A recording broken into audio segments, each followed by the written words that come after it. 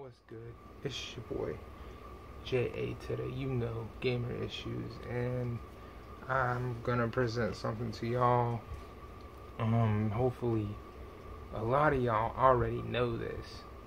I started battling this guy on the Facebook today, recently, on the whole forum thing. Dispute over Sony and Nintendo. Nintendo. Now, why would this be a dispute in today's thing? Well, let's have a look at the reasoning and why these cords, man. I'm telling you, don't do what I do, because what I do is more or less for me to do, and because, well, when I do have this system hooked up, it's, just so I can play and have it hooked up where I want it and not worry about being like right next to the television. And well, that's about the only reason why I do this. But anyway, so the topic of discussion was the Super Nintendo and PlayStation 1. And if you have a brain in your skull, you already know where this is going, because I got both of them right here. The Super Nintendo and, yes, PlayStation 1 controller. They're both right here. Now, why would we be arguing over this? It's design. The design quality and how they look so much alike, don't they? Don't they look so much alike? I mean, the actual way this is held is different, and the way you hold it, yeah. And the fact they added one more trigger, it is different with the trigger. You have L2 and R2, that is different. But I mean, just from this part alone, you have X, O, triangle, and square versus A, B, Y, and X, and then you have the D-pad, but you have start and select, and then you have one trigger, two trigger. See what I mean? So it's a lot the same as, say, your Super Nintendo controller, where you have A, B, X, Y, D-pad, right and left bumpers. It's a lot the same. In fact, it looks the same before you get down here to the little grips. You take the grips away, it looks the same, minus this little fat slot here. They slimmed this down, brought it, they brought it up. They just designed, they took time to slim it down, and it looks like they took that fat part that would have been here and they gave it over here, But I mean, there's been videos, or not videos, but photos on Google of it showing this, and showing the design quality of it's this is not the first time this idea has been come to light. The idea has been around for a while. There's even photos of this controller with the PlayStation symbol, because they found PlayStation's working console with this controller from back in the day when the 16-bit era was going on, recently. I would personally like to get my hands on that system. I haven't. I don't know if it's a mass-produced system or if it's just a limited quality. I have no idea. But I would like to get my hands on it. But the reason I'm making this video is because this idiot's like, oh, it's totally not like that. This is the PlayStation 1 controller. This is the controller you got when you first ever bought an original PlayStation. The thick model with the back slot with the thing you opened and you plugged in the blue region-free mod, to region-free it, and you put the little toothpick in it, to play Dragon Ball Z or whatever you played.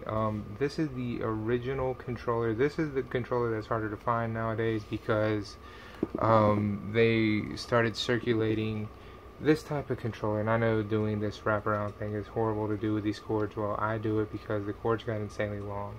But what they did was to sidetrack that, oh, you know, you stole your design thing from PlayStation and put these grips on there, was they added in the joypads and a rumble feature that came later. So this became mandatory for PlayStation, this is their second version controller, not their first. Their first version controller is this. This is what you got when you bought a PlayStation. If you bought a PlayStation the first year it came out, this is what you got. Not this. This became mandatory in, I think, like year 3, maybe 4. This first year, second year, even third. This later. This is what you got used to with PlayStation 2. I remember playing at a friend's house. This is what he had. When we got PlayStation, this is what we got. We didn't get this till PlayStation 2. So, you know, we were used to this. And me, a lot of y'all know already from watching my channel that I'm a Nintendo guy. I have a lot of Nintendo products.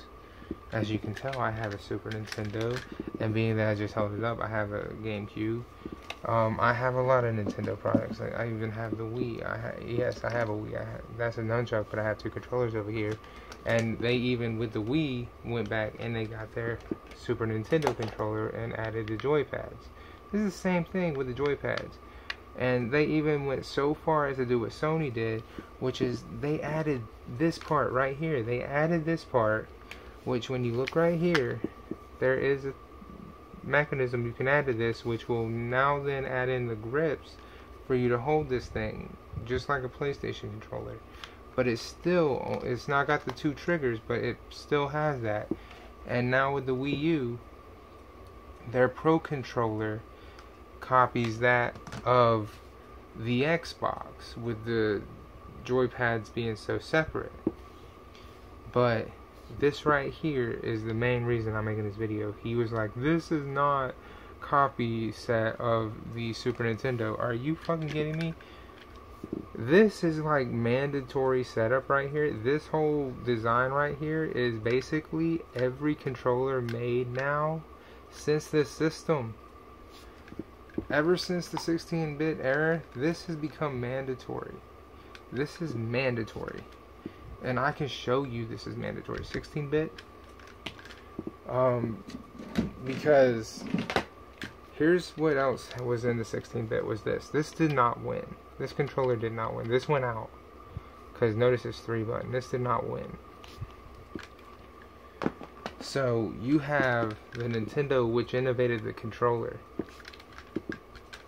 And then you had Sony, same controller thing, different button idea. Instead of A, B, X, Y, it's X, circle, square, triangle.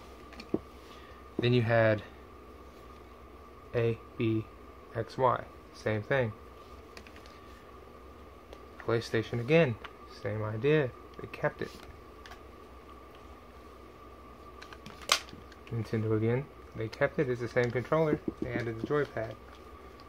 I even have over here, what is this? This is an Xbox controller. Notice A, B, X, Y. They even went so far as to keep the Nintendo. It's the same thing. They just color coded it. Same fucking thing. Same exact setup. So to say that the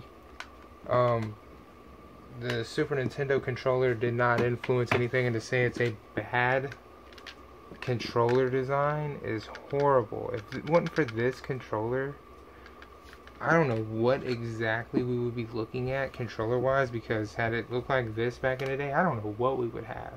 Granted, this controller is amazing. It fits good in your hand, and you know, it does what it's supposed to. I mean, you have to kind of hold it like this because the Z button is in such a weird place. I mean, if you hold it like this, it's great. Did they need an R trigger? Probably not. This could have been the Z trigger. Or they could have put the Z trigger back here somewhere. Or they could have not even had a Z trigger, if you ask me. But that's just me. And then you had that weird control. You had this controller. The one controller that every person who I know has a problem with, and that's this one, the 64, because if you hold it like this, you have the D-pad. If you hold it like this, you have the joypad. So you have two ways of holding it, and that's the problem. You have the joypad way, or you have the D-pad way. And if you have the D-pad way, it feels like a controller. If you hold it the joypad way, then you just have the joypad. Either way, it feels like a controller.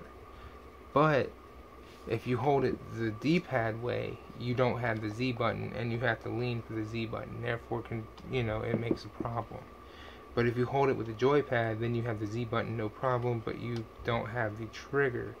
Therefore, it's really uncomfortable, which was a lot of people's problem. Me, not so much, because I've always had, my hands are really big, so I can maneuver this. So I've always found it very easy to play with, but even still, notice the design here is very awkward.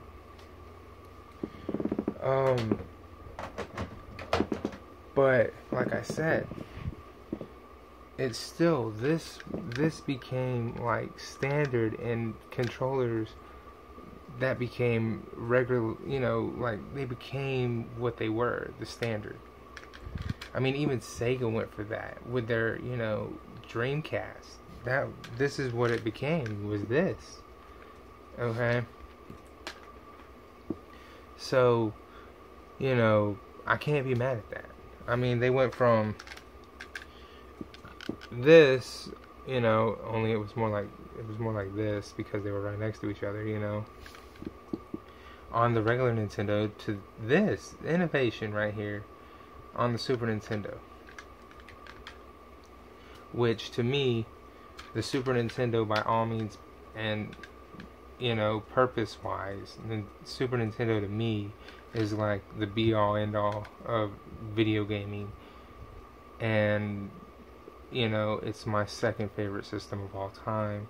My first one is going to be the Nintendo 64, because at that time, with the Nintendo 64, I was old enough to understand gaming much better. But the Nintendo the Super Nintendo is definitely second.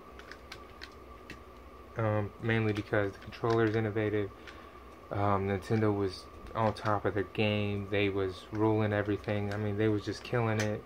You had the Super Game Boy, and just games. Like, you had games, and the games are, they're able to stand the test of time. Even today, they play better than majority of the games out now. So, I just wanted to make this quick video, and if anybody says that, this is not like it, just, let them watch this, and then there's no, no denying. If they still say, oh, it's not, Google it. Show them Google, man. Show them how PlayStation and Nintendo back in the day, before PlayStation was even PlayStation, was working together, and, show them that, because they need to be taught. They need to, because obviously all they're going off of is this PlayStation 3, PlayStation 4. They don't know PlayStation 2 or PlayStation 1. They just tell you they do. But I gotta get up out of here. I'll holler at y'all later.